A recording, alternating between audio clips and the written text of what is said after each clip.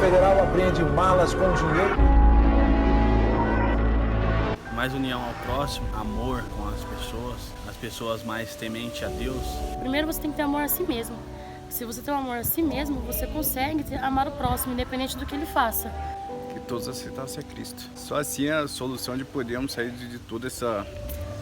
A Bíblia diz que feliz a nação cujo Deus é o Senhor, né? Eu espero que todo mundo tenha a presença de Deus, porque sem Deus o mundo não vive, né? A gente não consegue abraçar um morador de rua. Se um morador sujo, fedendo, assim, com aquele mau cheiro de muitos dias sem tomar banho, de pedir um abraço, eu acho que a pessoa vai relutar e vai falar não. Um Brasil convertido pela fé, porque eu sei que a fé pode mover montanhas, então ela pode mover um país inteiro. Mais amor, mais compreensão, mais carinho. Eu não tenho, isso aí eu não tenho como. Eu só tenho que agradecer muito as pessoas. Para que eu tenha o emprego que eu quero, para que eu tenha uma saúde pública que eu quero, para que eu tenha uma segurança que eu quero, para que eu tenha um governo que eu quero, uma justiça, eu preciso entender que eu preciso primeiro me posicionar a ser o primeiro a praticar aquilo, a motivar aquilo. Primeiro como pessoa, depois na minha casa, no menor núcleo, no núcleo da família. E automaticamente as coisas acontecem de dentro para fora.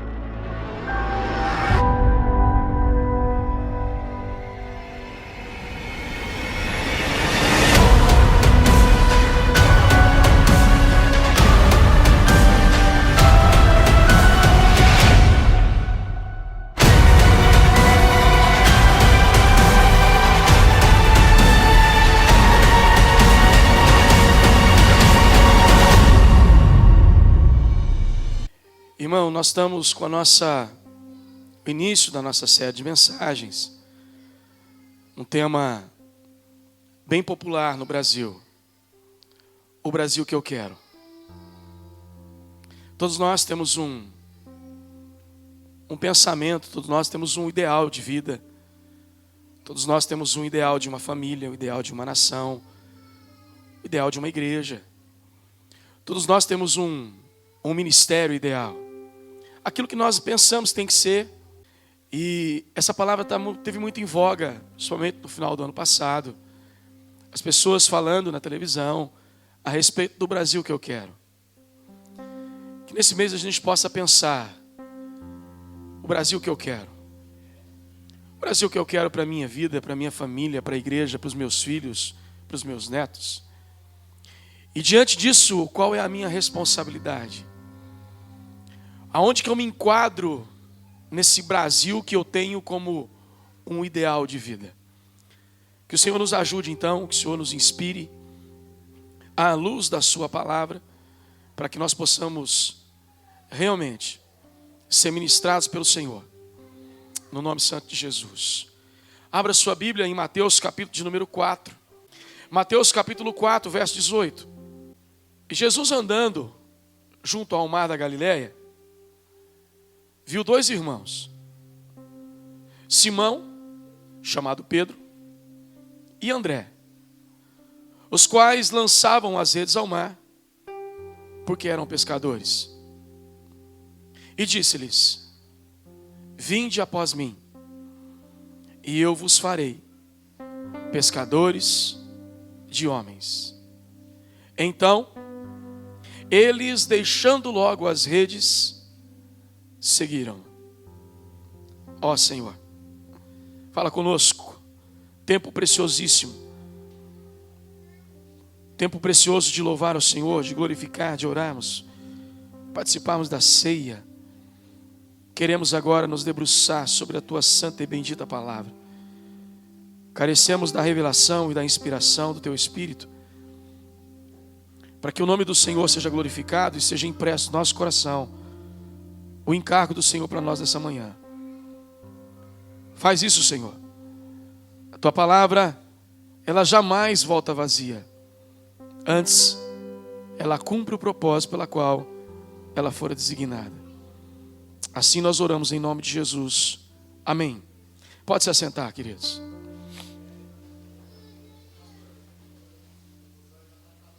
Graças a Deus, temos notícia de que a irmã está em casa, está bem, com a graça do Senhor. Deus é bom e a sua misericórdia dura para sempre. Glória a Deus. Obrigado, Fábio. É importante entendermos que Deus ele instituiu o mundo, criou os homens, e através dos homens Deus tinha um propósito. Quando Deus criou os homens e Ele cria Adão e Eva, Ele diz: ide e povoai a terra. E às vezes a gente pensa que povoar a terra é simplesmente ter filhos. Mas não era esse o encargo do Senhor. Quando Deus diz ide e povoai a terra, Ele vai dizer: tenha filhos que reflitam a minha glória, e através da vida dos seus filhos povoem a terra, encham a terra. Mas não necessariamente somente de pessoas. Encham a terra da minha presença, da minha glória. Quando nós pensamos em ter filhos, deve ser esse o pensamento do nosso coração. Eu estou gerando uma criança para que ela reflita a glória de Deus nessa terra. Para que ela seja um agente de Deus. Um agente manifesto da glória e dos atributos compartilháveis do Senhor. O fato é que os homens pecaram. Perderam a glória de Deus. Perderam a beleza do Senhor. O pecado entrou e depravou a moralidade do homem. O homem foi afastado da presença do Senhor. Mas o fato é que mesmo quando o pecado entra, isso não mudou o plano primário de Deus. Porque Deus não foi pego de surpresa. Deus não estabeleceu um plano B. Deus sabia e sabe de todas as coisas. O plano de Deus continua. E qual que é o plano de Deus? Ide, povoai a terra. Mas não só de gente. Ide e enchei a terra da minha glória. Glória que se manifesta através dos homens. É obviamente que toda a natureza reflete a glória do Senhor. Mas há atributos de Deus que Ele só compartilha com o ser humano. Ele não compartilha com uma árvore. Ele não compartilha com um animal irracional.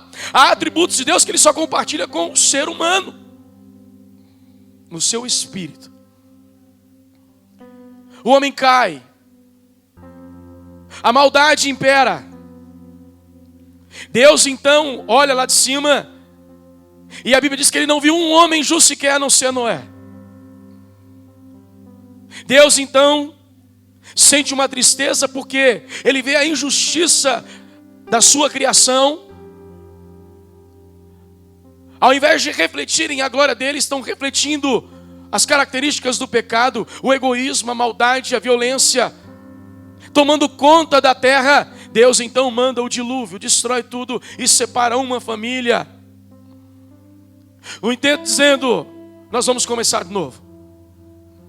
É obviamente que todas essas famílias, essas pessoas que o Senhor vai escolhendo ao longo do Antigo Testamento, elas sempre prefiguravam aquele que viria na plenitude do mundo e cumpriria esse propósito do Senhor. Deus escolhe Noé, um homem dado à agricultura sem nenhuma capacidade. E Deus então dá a ele uma atribuição, constrói uma arca. Porque eu ainda vou reservar um povo. E é a tua família, Noé. Um homem justo, um homem reto, um homem temente a Deus, um homem que se desvia do mal, um homem que ainda deformado, mas ainda consegue refletir o meu caráter de alguma forma. E assim é. A família de Noé começa de novo então o propósito de Deus dando sequência. Os filhos de Noé têm filhos. E ali se estabelece 3 nações. Ao longo da história, essas nações também, elas vão se corrompendo. Deus escolhe agora um homem, novamente. Seu nome é Abraão. E tira ele de uma terra de pecado e diz: Abraão, sai da sua terra. Sai desse meio. Porque eu tenho um propósito a cumprir neste mundo, de manifestar a minha glória em todas as nações. Eu escolhi você, Abraão. A Bíblia diz então em Gênesis 12 que Abraão sai de Harã rumo a Canaã. Abraão sai da tenda, Abraão sai da caverna, Abraão sai da tumba, porque é isso que significa Harã. E agora ele parte em rumo a uma terra chamada Canaã, terra que produz leite e produz mel. Ao chegar ali, Abraão, pela promessa de Deus, tem um filho chamado Isaac. Isaac tem 2 filhos, um chamado Jacó e outro chamado Esaú. Deus escolhe Jacó, um homem mentiroso, um homem enganador, um homem trapaceiro. Deus escolhe as coisas loucas, querido. Deus escolhe aqueles que nós não escolheríamos. De Jacó, o traidor, leva para as terras de seu tio. Lá ele se casa. E de Jacó agora são 12 filhos. Desses 12, Deus escolhe um chamado Judá. E de Judá, Deus vai restaurar agora, não mais uma pessoa, não mais uma família, mas agora uma nação, o povo hebreu. Na terra de Canaã esse povo se perde. Na terra de Canaã eles fazem aliança com outros povos. O povo que Deus escolheu se corrompe. Deus então permite com que esse povo seja levado para o cativeiro. Ali no cativeiro, depois de 450 anos, Deus também chamou um homem. Deus chama um homem chamado Moisés. Aquele que ninguém imaginava. Aquele que fora lançado nas águas do Nilo. E Deus o tira com a sua mão forte. Esse menino cresce. E quando chega numa certa idade, ele conhece o seu Senhor. Ele conhece o Deus de Abraão. Ele conhece o Deus de Isaac. Ele conhece o Deus de Jacó. E ele não só conhece o Deus, como ele conhece também a promessa do seu Deus: ide e povoai a terra. Mas como é que nós vamos povoar a terra sendo que nós somos escravos? Como que nós vamos manifestar a glória de Deus nesse cativeiro? Algo começa a acontecer no coração de Moisés. E ele já começa então a não se agradar mais com a injustiça do povo. Mata um homem, é obrigado a fugir. No deserto, ele encontra uma mulher e se casa. 40 anos cuidando das ovelhas do seu sogro Jetro. Depois de 40 anos, o Senhor diz: Moisés, eu não te chamei só do ventre da sua mãe para você ser um pastor de ovelhas. Eu te escolhi no ventre da sua mãe, Moisés, para que você seja o instrumento de libertação do meu povo. Moisés conversa com o fogo. Moisés conversa com uma sarça ardente que não se consumia. E aqui nós começamos a aprender algumas coisas, querido. Aquele que contempla o fogo acaba sendo incendiado por ele. Guarda isso. Aquele que contempla o fogo acaba sendo incendiado por ele. Moisés foi incendiado por aquelas chamas que via na sarça. Tentou encontrar todos os motivos do mundo para não obedecer. Mas havia um chamado de Deus, um propósito de Deus. Então volta Moisés ao Egito. E pela mão forte do Senhor, depois de 430 anos, o povo do Senhor é liberto. Volta para Canaã. Perambula pelo deserto durante 40 anos. A travessia do Rio Jordão. Moisés contempla a terra de longe, mas não pode entrar. Então ali agora Deus levanta um outro homem chamado Josué. A Bíblia diz que enquanto Moisés, aquele que contemplava o fogo, orava na tenda, Josué ficava na porta da tenda. Sabe o que significa isso, querido? Josué foi incendiado pelo fogo e Moisés foi incendiado por Josué. Enquanto o fogo descia sobre Moisés, Josué contemplava o fogo que queimava na vida de Moisés. Guarda isso, aquele que contempla o fogo acaba sendo incendiado por ele. Josué lidera o povo, atravessa o rio, volta a Canaã. Terra que já havia sido pisada por Abraão. Terra que já havia sido pisada por Isaac. Terra que já havia sido pisada por Jacó. O povo volta. O povo se rebela. O povo faz aliança. Ao invés de manifestar a glória de Deus, o povo começa novamente a manifestar a glória do pecado. Deus levanta juízes. Homens debaixo da autoridade do Senhor. Homens como Otiniel. Homens como Débora, no caso Débora.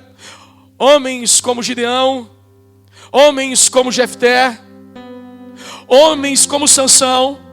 Homens cheios do poder e da autoridade de Deus, que foi revestido e instituído pela autoridade do Senhor para libertar o seu povo daqueles povos que os mantinham cativo na terra da promessa. O último juiz, Deus levanta Samuel. A luz já não brilhava mais. A revelação já havia se acabado. Mas vem um menino, produzido no fruto de uma mulher chamada Ana, consagrado ao Senhor desde o ventre da sua mãe. E Deus então chama Samuel. Samuel. Mais uma vez, Deus levantando homens para cumprir o propósito dele. Samuel se depara com a religiosidade de Eli e seus filhos. Samuel se depara com a profanação. Mas a Bíblia diz que Samuel não se corrompia. Samuel não só foi levantado como juiz. Samuel foi levantado como sacerdote. Samuel não foi levantado somente como sacerdote, mas foi levantado como profeta. Então começa os profetas. Homens que Deus falava face a face. Homens que Deus revelava os seus oráculos e falava aos seus ouvidos.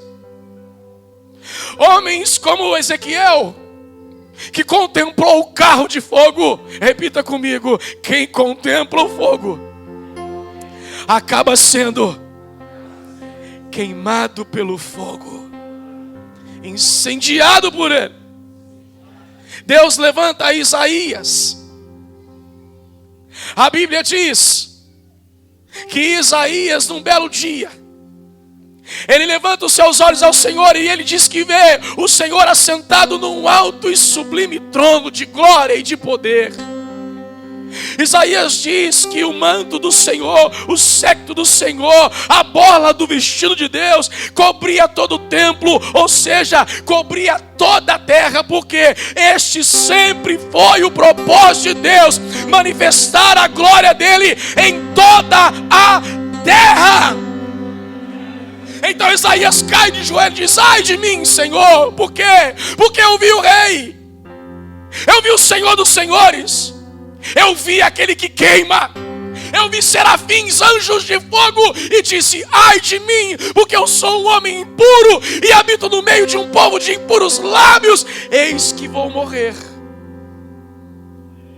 Mas a Bíblia diz que um serafim pega uma brasa de fogo e purifica os lábios e a língua de Isaías. Diga assim comigo: aquele que contempla o fogo acaba sendo incendiado por ele. Isaías contemplou o fogo e foi purificado pelo fogo. Isaías se levanta com uma voz profética, e muitos outros, profeta Elias, o profeta Eliseu, profeta Jeremias, e todos esses agora são levados para o cativeiro da Babilônia, porque mesmo com homens de Deus, o povo não se voltava para o Senhor. E agora no cativeiro babilônico, mais uma vez, por um período de 70 anos, e ali então, Deus usa a vida de 3 homens com poder e com autoridade: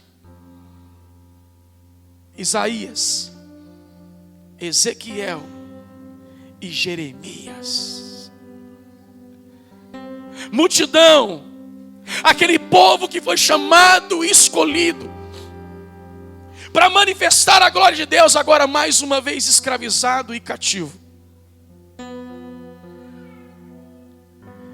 Ezequiel, cheio do fogo,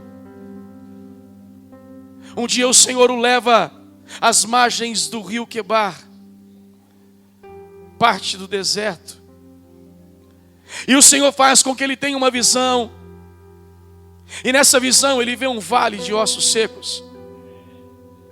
Eu penso que o Senhor olha para Ezequiel e diz: Ezequiel, eu tenho um propósito para esse mundo. Qual, Senhor? Você sabe, Ezequiel. O meu propósito é povoar a terra e enchê-la da minha glória. E você sabe, Ezequiel, que eu escolhi um homem, de um homem eu escolhi uma família, de uma família eu escolhi uma nação, Ezequiel. E essa nação é essa que está cativa. Hoje ela está como um vale de ossos secos. Mas eu te pergunto, Ezequiel, pode esses ossos reviver? Ezequiel olha e diz: Senhor, o Senhor tem promessa. E se o Senhor tem promessa, o Senhor tem poder para cumprir a sua promessa. Então, é o Senhor que sabe. Então Deus olha para Ezequiel e diz: sabe o que eu quero de você, Ezequiel? Eu só te chamei para uma coisa. Não te chamei para ser rei. Não te chamei para ser rico. Eu te chamei para ser profeta. Só profetiza, Ezequiel. Só profetiza, Ezequiel. Só profetiza. Sabe por quê, Ezequiel? Porque enquanto você profetiza, eu realizo a minha obra. Enquanto você prega, eu realizo a minha obra. Enquanto você vai falando, eu vou fazendo. Porque você fala e eu faço. Oh, irmão.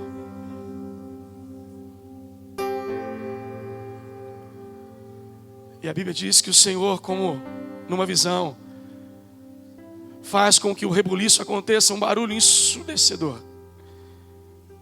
E Ezequiel começa a ver naquela visão que aqueles ossos começam a se juntar. Osso com osso. Os nervos começam a aparecer. Os músculos começam a saltar. A pele começa a dar forma. E de repente, a Bíblia diz que o Espírito do Senhor vem e traz vida.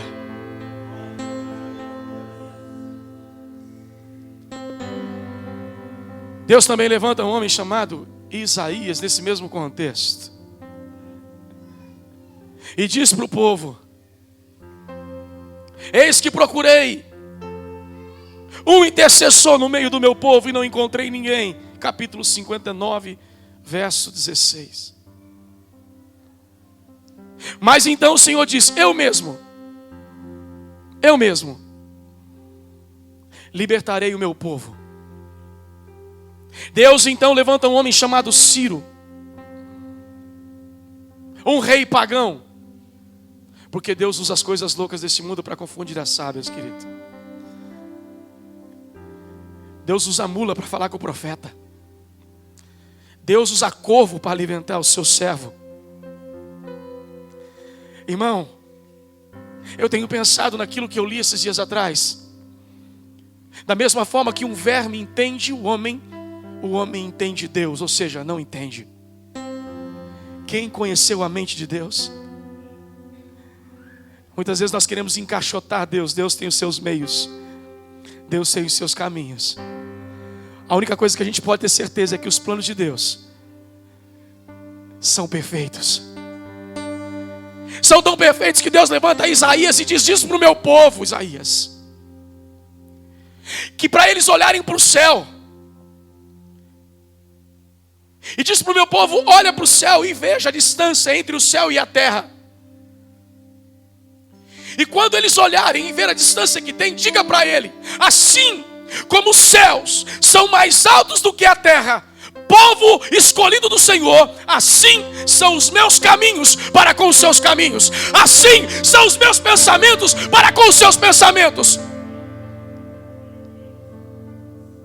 Deus levanta Jeremias, e diante de toda aquela destruição, Jeremias diz: eu, o Senhor, é que bem sei os pensamentos que tenho de vós. São pensamentos de bem e não de mal. Deus liberta o seu povo volta para Canaã, mais uma vez, a terra da promessa, recebendo de volta o povo da promessa. Agora ele volta na pessoa de Esdras. Deus escolhe Esdras e Zorobabel para restaurar o templo, porque o templo tipificava e simbolizava a glória do Senhor. E o povo então, através da vida de Esdras e de Zorobabel, começa a restaurar. E a primeira coisa que eles restauram é o altar, lugar de sacrifício, lugar de perdão de pecados, lugar de morte e lugar de vida. O povo começa a restaurar as bases do templo, mas já não com a mesma imponência daquele que Salomão construiu. Então, o povo se desanima, o povo se volta.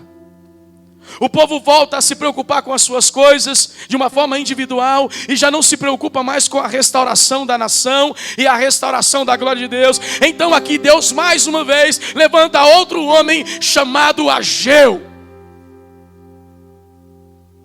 E num dia de festa, esse homem diz: vocês dizem que não é tempo de restaurar o templo do Senhor, mas eu vos digo, é tempo sim. Queridos, sabe quando é que chegou o tempo de nós restaurarmos o templo do Senhor? É hoje, é agora. Se nós queremos uma nação transformada, essa nação vai ser transformada a partir de mim e a partir de você. Enquanto nós ficarmos terceirizando, enquanto nós dissermos: não, é ele que tem que fazer, é fulano quem faz, nós precisamos assumir a nossa responsabilidade. A Bíblia diz que naquele dia Ageu se levanta naquela festa, profetiza.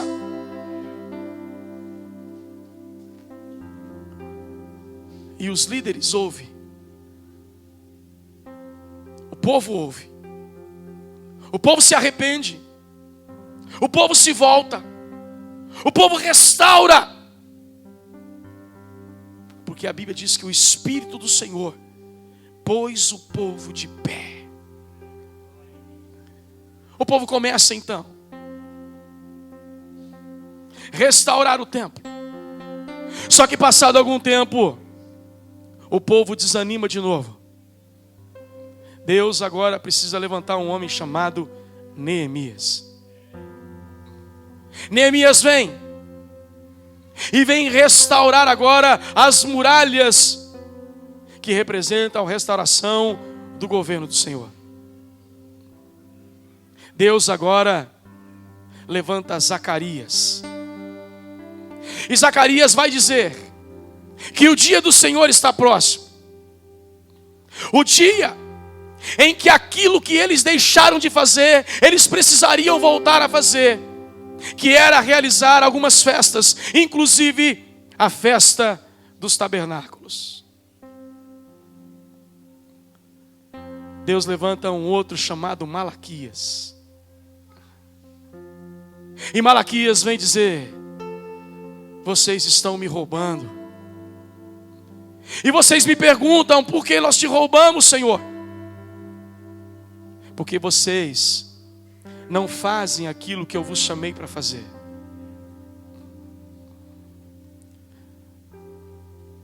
Ali cessa a voz profética.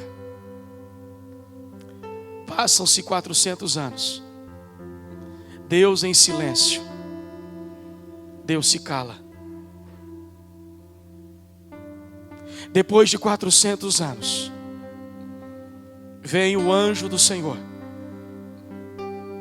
Visita uma mulher chamada Isabel, através da vida do seu filho, do seu marido Zacarias. E diz: te conceberei um filho. Ele não será a luz, mas ele será a voz que clamará no deserto. Homem nascido de mulher igual a esse não vai existir. Isabel fica grávida de um homem chamado João Batista. Deus escolhendo mais uma vez.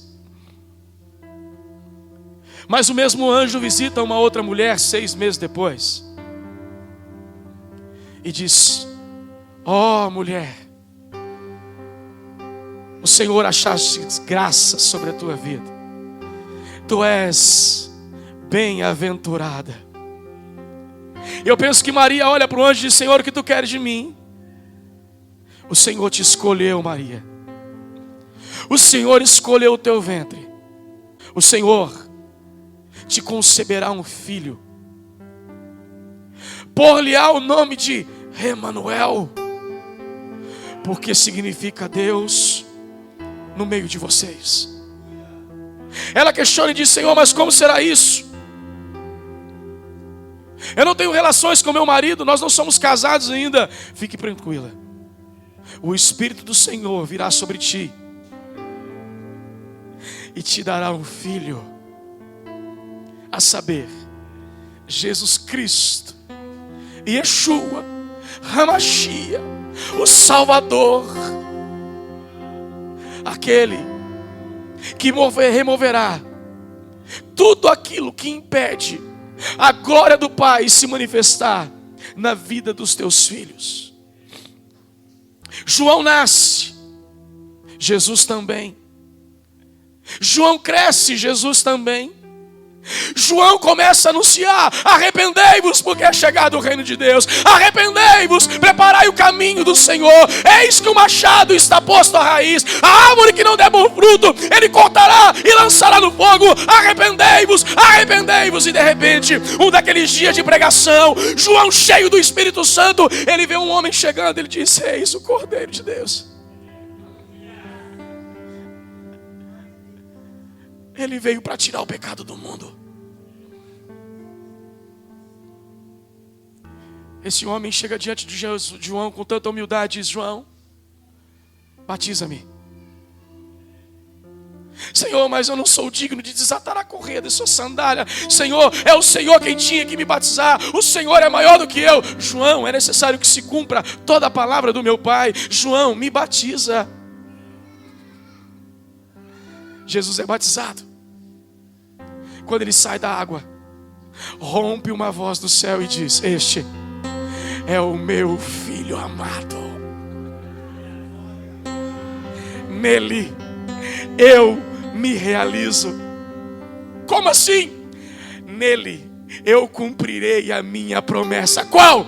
Manifestarei através da vida dele a minha glória por toda a humanidade. Toda a terra em Cristo Jesus estará cheia da minha glória. Eita Deus! Eis o Cordeiro. Jesus sai. Vai para o deserto. 40 dias e 40 noites jejuando e orando. Satanás o tenta. Ele o repreende. Quando Jesus volta, Jesus tem uma notícia. João Batista morreu. Como a cabeça dele foi cortada. Muitas vezes o preço que se paga, queridos, por obedecer a voz do Senhor, é cabeça cortada, corpos rasgados ao meio, chicote nas costas, prego nas mãos. O evangelho não é o evangelho de flores. Se nós queremos uma nação transformada, nós precisamos nos dispor a pagar o preço. Cabeças serão cortadas, homens serão rasgados ao meio, para que o nome do Senhor seja glorificado, querido. Põe uma coisa no seu coração: se você quer uma nação transformada, isso não vai acontecer se você ficar sentado no sofá da sua casa assistindo a sua televisão. Isso não vai acontecer se você continuar vivendo a sua vida acomodada e conformada. Isso só vai acontecer quando nós nos levantarmos e dizer: Senhor, eis-me aqui.